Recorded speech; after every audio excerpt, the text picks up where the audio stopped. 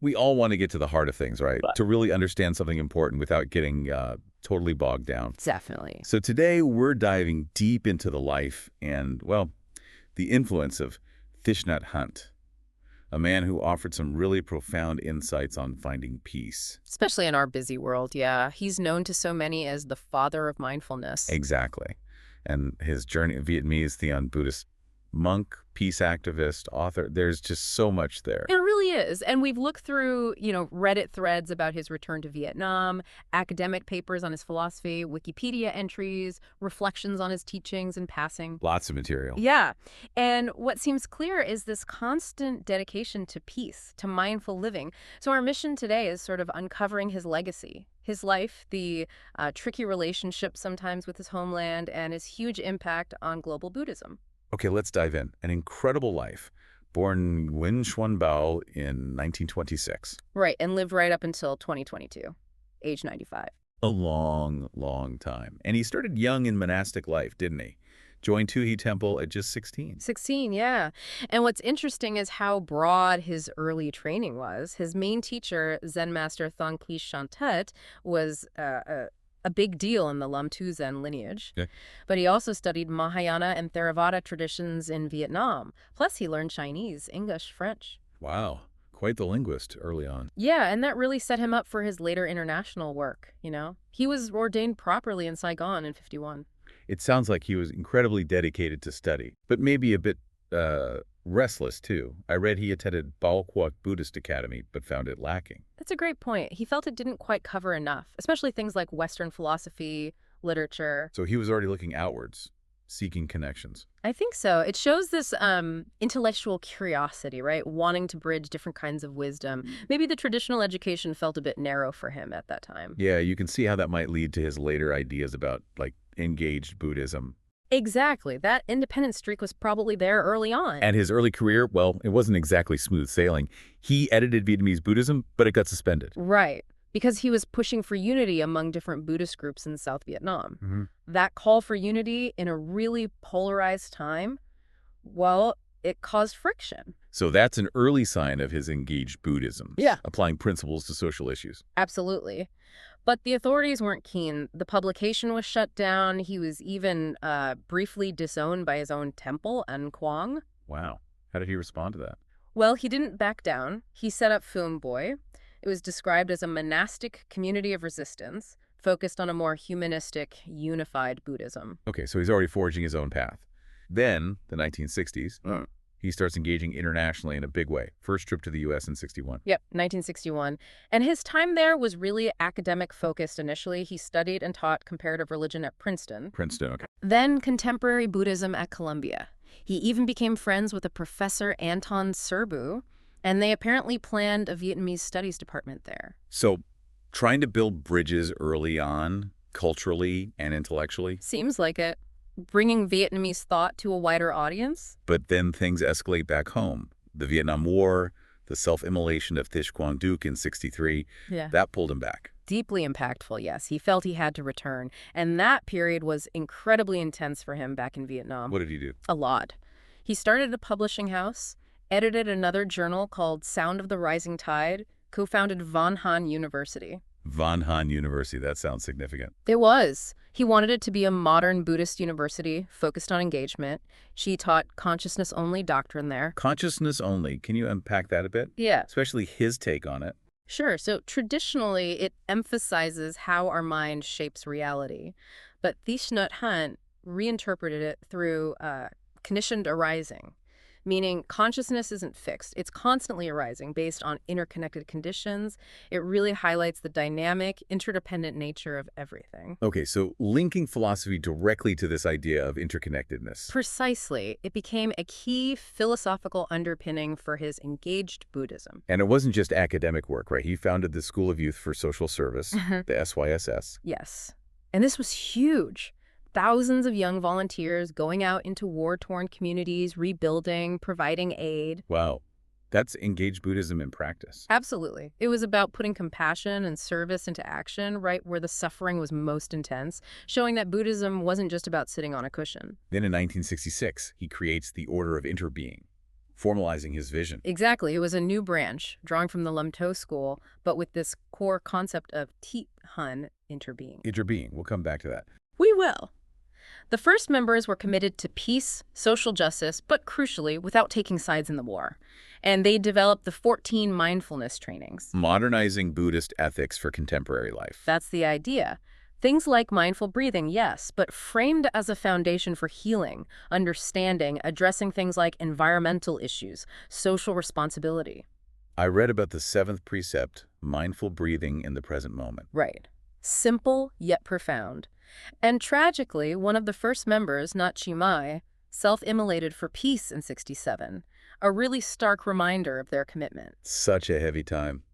And his peace activism, well, it led to exile, didn't it? He was denied re-entry to Vietnam. Yes, a really painful turn. His calls for peace weren't welcomed by the government, and he found himself unable to return. But even in exile, he kept working. The Vietnamese boat people crisis.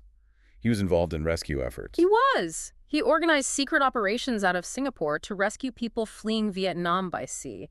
It showed incredible compassion and, frankly, courage. Especially facing government opposition. Yeah, he faced pushback, was even expelled from Singapore for it. It was during this difficult time, around 1978, that he wrote that famous poem, "Please Call Me by My True Names." Which speaks so much to that idea of inner being, seeing all sides of suffering. Precisely, seeing the interconnectedness of the victim and the perpetrator, the joy and the sorrow. So, exile leads him eventually to France and founding Plum Village in 1982. Plum Village. It became, well, huge, the largest Buddhist monastery in Europe and America at the time. And it spawned a whole network, didn't it? It did. Monasteries, retreat centers, U.S., Australia, Thailand, eventually back in Vietnam, Hong Kong, Germany.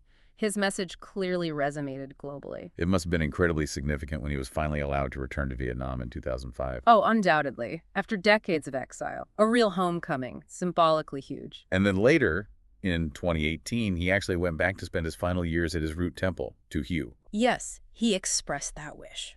To return to his origins, it showed his deep, enduring connection to Vietnam and its traditions, even after his stroke in 2014, which really limited his speech. That must have been difficult. Terribly. But reports say he continued to communicate non-verbally just through his presence, still embodying that mindfulness he taught. He passed away there at Tu Hieu in 2022. His ashes were scattered there and at other Plum Village centers, right? Yes, a final gesture connecting his roots and the global community he fostered. Which brings us to that complex relationship with the Vietnamese government. Oh. What were the main sticking points? Well, it was complicated. Back during the war, his strong anti-war stance, his calls for reconciliation, that didn't always sit well with the South Vietnamese government at the time. Okay, understandable in a conflict. Yeah. But what about after reunification and his exile? After exile, the government of Unified Vietnam viewed his movement, the Unified Buddhist Church, which evolved into the Plum Village community with suspicion. Its independence, its large international following, that seemed to be the issue. Suspicion of independent influence outside state control. Seems like it. There were tensions during his 2005 visit. A prominent Vietnamese monk, Thich Nhat Hanh, publicly asked him to observe the true situation in Vietnam. Which sounds like a coded warning. That's how many interpreted it. A reminder about government restrictions on religious freedom, maybe an expectation he wouldn't rock the boat. Were there more overt incidents? There were reports in 2009, allegations of riot police targeting his followers, evicting monks and nuns from a monastery associated with him. Really? Did the government acknowledge that? They denied involvement, but these incidents suggested ongoing friction. The core problem really seemed to be this large, influential spiritual movement operating independently of state-sanctioned religious bodies. So his global message of peace created local challenges. Okay, let's shift to his contributions to global Buddhism. We called him the father of mindfulness earlier. That's quite a title. It is, but widely acknowledged. He had this incredible knack for taking core Buddhist ideas about mindfulness and making them accessible. Relatable, not just for Buddhists, but for everyone. Demystifying it. Yeah, presenting it as a practical tool for well-being, for finding peace in everyday life, not just some esoteric practice. And engaged Buddhism, he coined that term, or at least popularized it. He certainly pioneered and popularized the concept. The idea that spiritual practice isn't separate from social action, that Buddhist principles should be applied to suffering and injustice in the world. He drew on Vietnamese history for that, right? Yes, like the 13th century Emperor Trinh Nhan Tong, who is both a king and a Zen master. He sometimes called it applied Buddhism too, just emphasizing the practical side. And the Plum Village tradition itself, mindfulness, interbeing, peace. What makes it so impactful? I think it's the clarity. It offers a structured way to practice mindfulness in everything: walking, eating, talking, not just meditating. Plus, the strong sense of community is a huge draw. Community support. Makes sense. Let's talk more about interbeing. That concept feels so central. It really is, this idea that nothing exists independently, everything is interconnected. He was brilliant at using simple metaphors for this complex idea. Like no mud, no lotus. Exactly. You need the mud, the difficulties for the lotus, the beauty and awakening to grow, or a cloud never dies. How does that one work? Well, a cloud doesn't just vanish, right? It becomes rain or snow or mist. It transforms. It shows the continuous flow and interconnectedness of everything. Forms change, but the essence continues, linked to everything else. It has roots in Hawaiian Buddhist philosophy, but he made it so accessible. Yeah, those images really stick with you. Yeah. The 14 mindfulness trainings you mentioned, they influenced UNESCO. That's the report, yeah. The 5 core trainings are said to have inspired UNESCO's Manifesto 2000 for peace and nonviolence. It shows how these principles, framed for modern life, have broad ethical appeal. They cover everything from mindful consumption to social justice. He was also just so prolific as a writer and teacher. Books like The Miracle of Mindfulness, Being Peace, Peace is Every Step. They've reached millions. His writing is just so clear, so simple on the surface, but incredibly deep. He connects ancient wisdom to our everyday lives, gives practical advice. That's why it resonates. And the impact goes way beyond Buddhism, doesn't it? Into psychology, therapy, education, even business. Oh, massively. Western psychology and science have increasingly validated mindfulness, and his work was crucial in bringing it into the mainstream. His teachings offered frameworks for stress reduction, therapy, well-being programs. It sparked a lot of interdisciplinary interest. It's amazing Martin Luther King Jr. nominated him for the Nobel Peace Prize way back in '67. It is. Even though nominations are kept secret for 50 years, that fact speaks volumes. And he did receive other major awards later, like the Pacham and Terrace Peace and Freedom Award, honorary doctorate. And documentaries like Walk With Me. Right, all reflecting the huge impact he had. It's hard to overstate his influence on contemporary spirituality and just, well, how people approach well-being. So wrapping up this deep dive, we've followed Thich Nhat Hanh from a young monk in Vietnam to a truly global spiritual figure. We've touched on his peace work during the war, the definite complexities with the Vietnamese government, and his incredible role in making mindfulness a household word almost. Yeah. And a few things really stand out, don't they? How he linked ancient wisdom to modern problems. How deep philosophy like interbeing is embedded in simple mindfulness practices, and just the power of that idea, interbeing, as a way to understand our place in the world. Right. We've tried to give a clear overview today, knowing you listening might have different levels of familiarity with him and his work. We didn't want to get too technical. Hopefully it was engaging. Which leads us to a final thought for you.